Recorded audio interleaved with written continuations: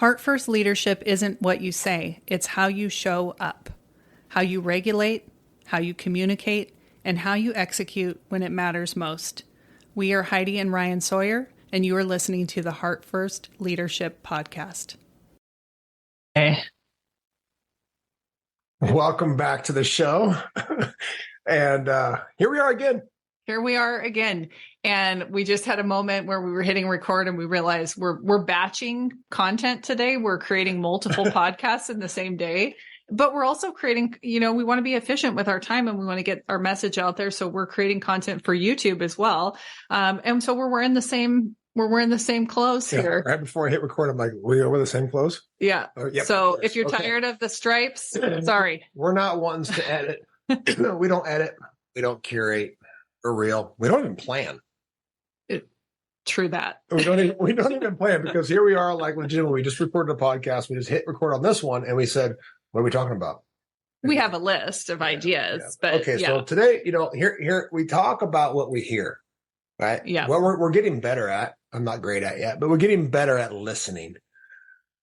And listening means, like, what is it that we are out there, we as human beings are experiencing, and what is a common theme? Mm-hmm. And the one that popped up in our awareness was transitioning. Yeah. And this is something that I'm very familiar with. Mm-hmm. And I think that we all are. I think let's simplify this down for just a minute. Like, if you stop and think about it, we are all transitioning in life every day, right? Mm-hmm. From moment to moment, from task to task, from business to home life, from day to day, right? From year to year, those type of things. But then season to season. But the big transitions that happen are maybe going from high school to college to the real world, quote unquote, mm-hmm. right? Let's say it's school. You are going from single to married, maybe going through a divorce. Maybe there's been a loss. Becoming a parent.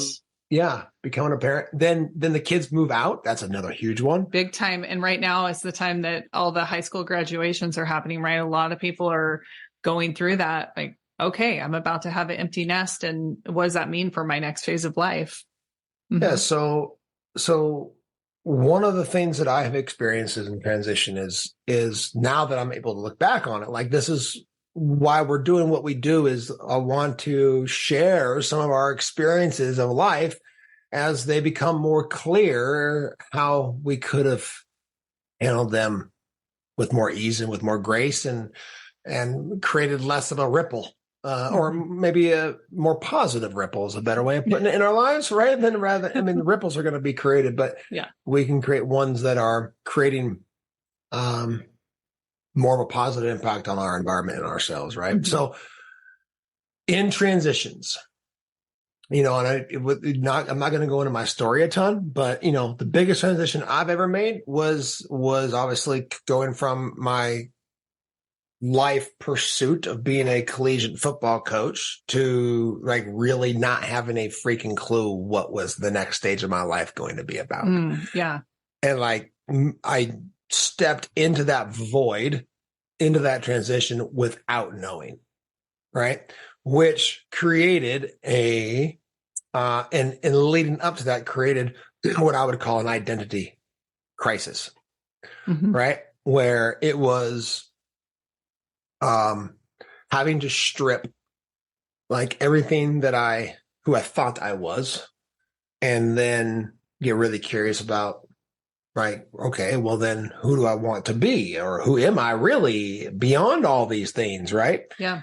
And so I want to keep this conversation, just so you know, I want to keep it very tangible, right? Not go too esoteric with the who am I conversation, because I don't think that's going to be overly relatable, but I do recommend you individually taking that question to the depths. Who am I? But beyond that, we're going to just have a very tangible conversation about identity. So we all play roles. Mm-hmm. What are some of the roles? I'll give you a list of a couple of roles that I play. And this is interesting because people will say, like, tell me about yourself, right? Tell me about you. Well, I am a woman. I am 39 years old. I'm married. I have 2 children. I am a coach. I run another service-based business. I like to work out, right? All these things that you are playing roles within. And we won't go too deep down this road, but I think that, if you're listening to this, you're into personal development, you have an idea that you're not any of those things. Those are things that you're doing and participating in, and titles that you're kind of taking on or accepting about yourself. The truth is you're a human being, you're a soul having a human experience. So we won't take it any deeper than that, but that's as deep as it gets. That's as deep as it gets. I'm going to leave it with it. We're not going to talk about how to get there. You can ponder that. Yeah. But when we over-identify with any of these roles, whether it be a career or our parenthood or our, marriage or relationship with a partner, sometimes what we can be doing is setting ourselves up for disappointment or setting ourselves up for suffering ultimately. If I'm a mother and I'm so identified with being a mother, and now my child is leaving the home, who am I without that? Who am I if I'm not responsible for taking care of these other people? Or if I'm so identified with my role in my career and all of a sudden, I get laid off or something changes. Now who am I if I'm not that role? So I think that we can get over-identified with any aspect of what we're doing or who we're being in our life and lose track of who we really are. And when we're talking about transition, I think the important key to that is getting in touch with who you truly are and what those values are for you, and then being able to take that into the next, whatever the next phase is for yourself. Okay. Yeah. So before we do that, in my opinion, I agree with you 100%. And the reason why I pause is not because I don't agree. I totally agree with you. I was just trying to decide where I'm going to steer the conversation next. This is our authentic, unscripted method. So basic human needs comes to mind when it comes to identity, right? We have physical well-being. We have connection, a sense of self, and meaning or purpose in life, right? Now, this is what we have. I know there's different models out there, but we have simplified it to those 4. Mm-hmm. Physical well-being, food, water, shelter, touch, right? This is a human need. Connection, we're community members, we're tribal beings. We have to be in relationship with others. Mm-hmm. A sense of self, a sense of autonomy, like we know who we are, separate then. And then meaning to our lives. Meaning can be contribution, purpose, significance.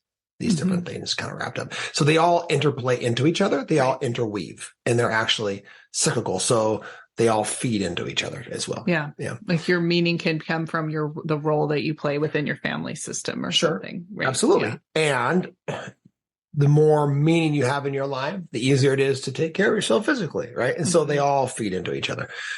When we are over identified with one of these over the other, meaning that our role as a father or as a mother is a great one as an example, then we begin to lose our sense of self a little bit, right? Mm-hmm. Our autonomy, what makes us unique and significant and irreplaceable, right? So there's this weird integration in between saying, okay, let's first come to this place of recognizing and accepting that there's this human component that we're all experiencing, that we deeply desire this connection, that we really take a lot of ownership and responsibility and weight on this role of, let's just stay with this parenthood thing, right? Yeah. Because that's probably very relatable. Very relatable. So,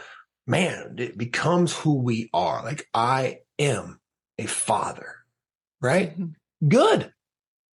Good. So let's not judge that. Do not get it confused in this conversation that we're saying that you should detach from that. Right. Right. Yeah. So be in that experience of what it feels like and the connection that you feel because you are a mother or a father. Okay. So that's normal. First of all, what I have found is when I'm in a group, it happened this morning. It was so incredibly beautiful. There was a group of 5 men in a group, and we're talking about certain aspects of the human experience. And there was a common thread amongst all 5 of them. And one of the participants got emotional and goes, "Oh my gosh, I'm not alone." Wow. Right? Yeah. And it was an emotional moment kind of for everybody because we all paused and we're like, hey man, yeah, like we're all dealing with something. We're all traversing something. We all want something new or different or that's unknown. We're all in some sort of have an obstacle or struggle that we're battling with. Sure. Right. There's an unknown for every one of us. So let's stop acting like we're the only one. Like it's part of the human experience. Right. So this allows for, I believe, a level of compassion to enter into the conversation. If you're in transition, I'm just going to flat out tell you right now, first and foremost, it is downright scary. I have never been more scared in my life. When I was, it's funny, man, I said I wasn't going to go to my story, but I'm going to tell a little bit of it. When I was sitting in that football office at Eastern Washington, bless you, at Eastern Washington University, the Monday after the season ended, knowing that I had already, Sorry, they always come in 2s or 3s. Okay, story. Knowing that I had already made the decision to that this was going to be my last season, and sitting in that office, like knowing I didn't have the capacity to move forward or the desire to move forward as a collegiate football coach, but still having to get myself to walk down the hall and speak to my head coach at the time, Bo Baldwin, about that I was hanging it up, right?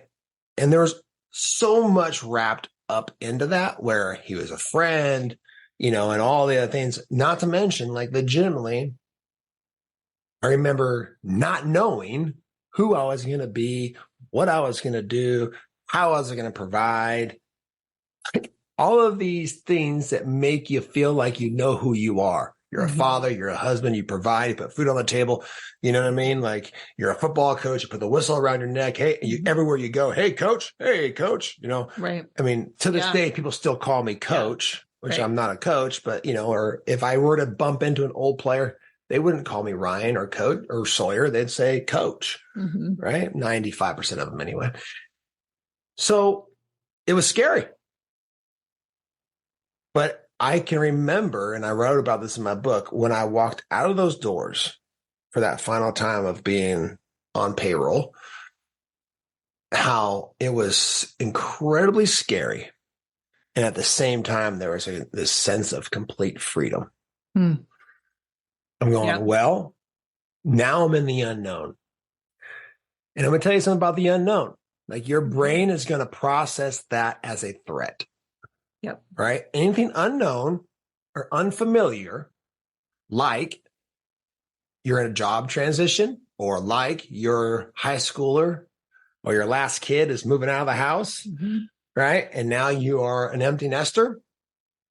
There's going to be this level of unknown and unfamiliar that your brain is going to process that as a threat. It's going to feel dangerous to you. Yeah. You might feel excited about that. Like I'm thinking about the empty nester person. You might feel excited about it, but at the same time, you might go, wow, it's just the 2 of us. What are we going to talk about all the time? Right. So there's that unknown. Yeah, there's that unknown where you legitimately, but here's what I'm also going to tell you. That in that unknown, there is incredible freedom. There's incredible power because it's in the unknown that there's not a predetermined pattern. Yeah. Right. So we're in our environments. We're in our schedule. We're going to work. We're raising the kids. We're taking them to soccer practice. We're getting dinner ready. We're doing the things. We're getting people to bed. We're in these patterns. We're in our life. And there's not room. There's not room to explore. Yeah. There's not room to create. There's not room to be curious and to be wondrous about what else could be possible. There's not room for you to create a different version of you or to have a connection with yourself or somebody else in your life, like a significant other that you currently don't know is possible, right? Like, so it's that same. So there's polarity. I think you mentioned polarity in the last podcast, didn't you? So like there's polarity. If it's scary. Mm-hmm.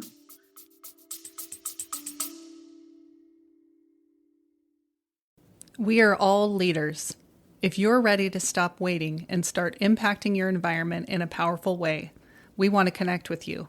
Click the Book Now link in the show notes to book a call with a Heart First coach and discover what Heart First leadership can look like in your life and in your environment. Now back to the show. It's also could potentially be, you could transmute that into there will be by law. The law of polarity is a law. There's a positive and negative charge to everything, right? Now, I don't say positive as good and negative as bad. I mean, there's just two energies. There's two different energies of opposite, right, and equal amount.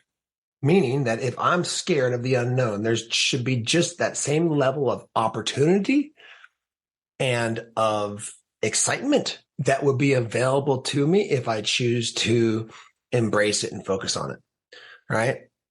So I think I gave 2 points there. Number one was compassion, because it's going to feel scary. It's going to be unknown, which is going to create a sense of just where it's not going to feel safe, right? It's going to feel like a threat, right?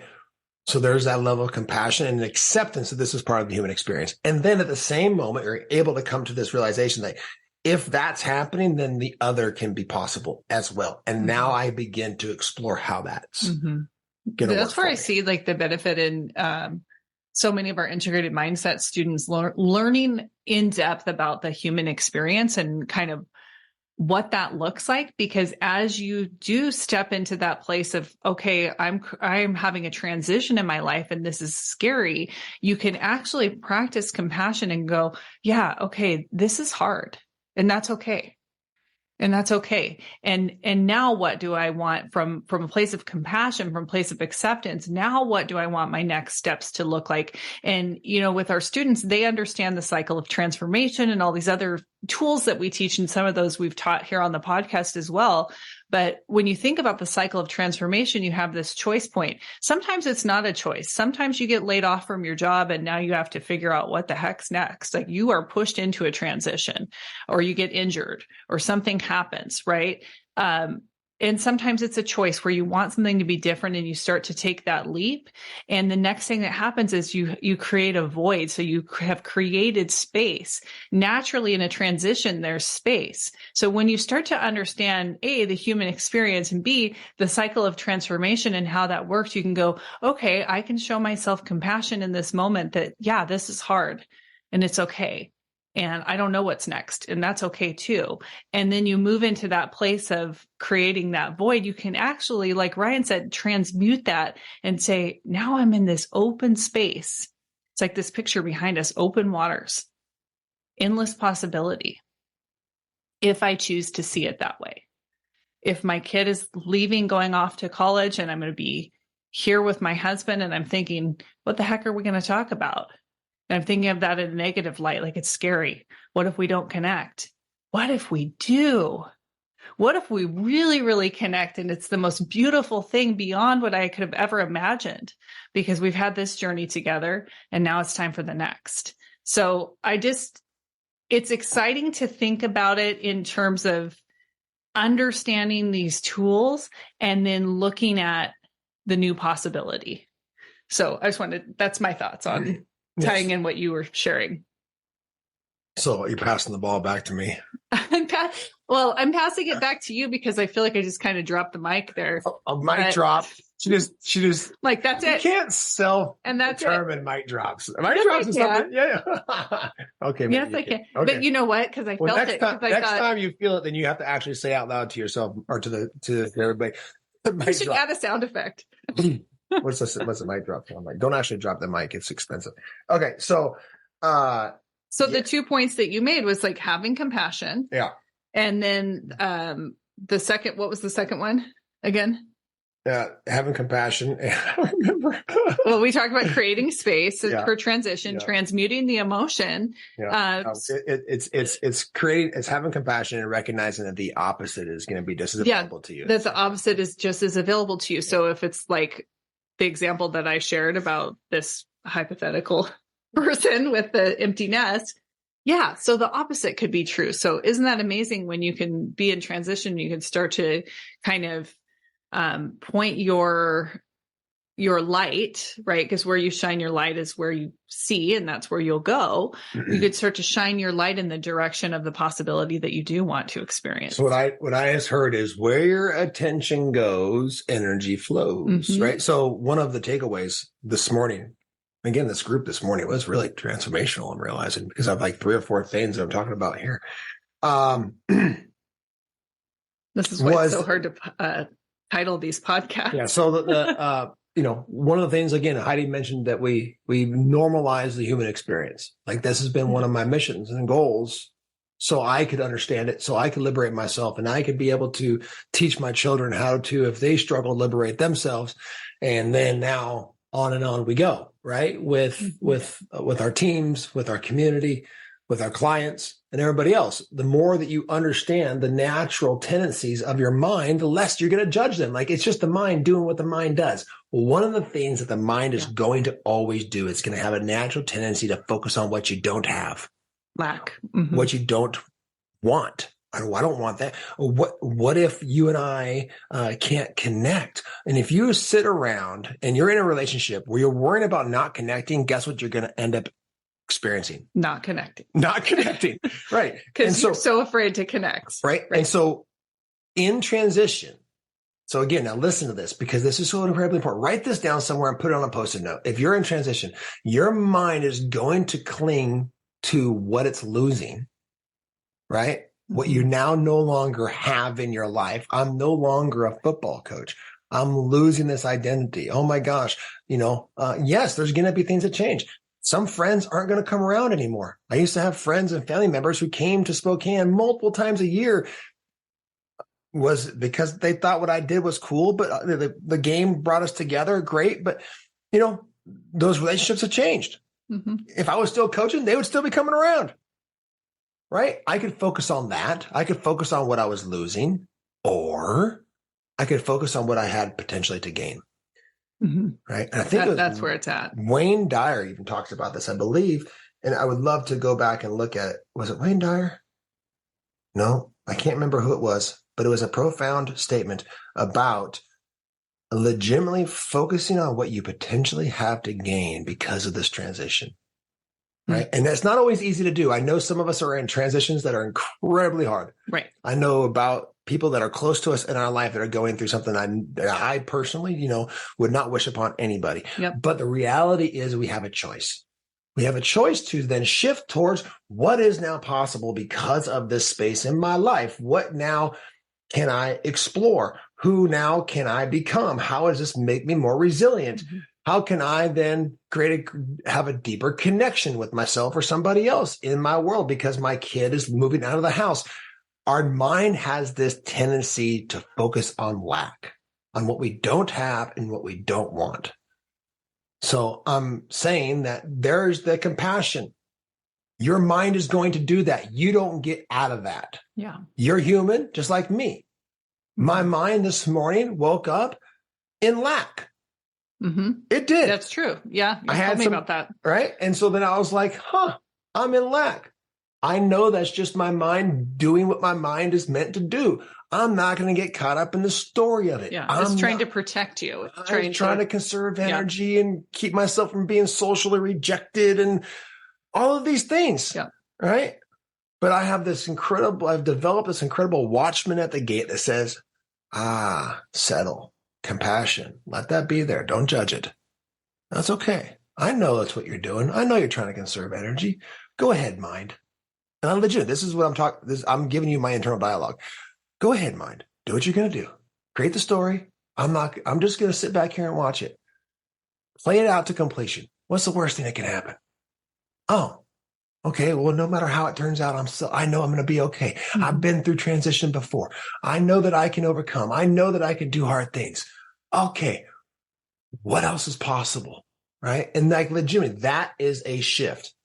And that's what we teach. Yep. It's surrender and shift, to let go of an old identity, an old experience, the roles that we once played that now the world does not need you to play anymore. Right. Mm-hmm. And that's the reality, is that when your kids graduate, your role as a father or mother is changing. You are no longer needed in the same capacity. Mm-hmm. Right. So now it's time for us to discover how and which ways we are now needed. Yeah. What now makes us irreplaceable? Yeah. How can I contribute now? How can I contribute now? Every single person in this world is irreplaceable. Mm-hmm. Every single person in this world, you are irreplaceable. Yeah. You're 1 in 400 trillion. I think I read 1 in 400 trillion, the odds of you being born. That's like winning the lotto. I think it said it's winning the lotto like 33 million times. It's crazy when you look at the odds. So yes, it's a precious life. And transition just means that you have an opportunity that you get to do something different with that precious life that you've been given. Yeah. Yeah. Well, you get to have a new experience, because here's the reality. When, again, it's my like fundamental desires or approaches to life is to explore life in a way that allows for me to continue to transcend, to evolve, to grow, to heal, whatever word that resonates with you, doesn't matter. Right. And to see the good, and then teach others how to do the same. Right. So because I now get to have a whole different life, because I'm gone through this transition. And since then I've gone through another transition where I was, a business owner, and then now I'm starting another business and whatever else, right? Mm-hmm. Each experience, I become a greater, and I'm saying you, when I say I'm saying all of us become a greater expression of ourselves.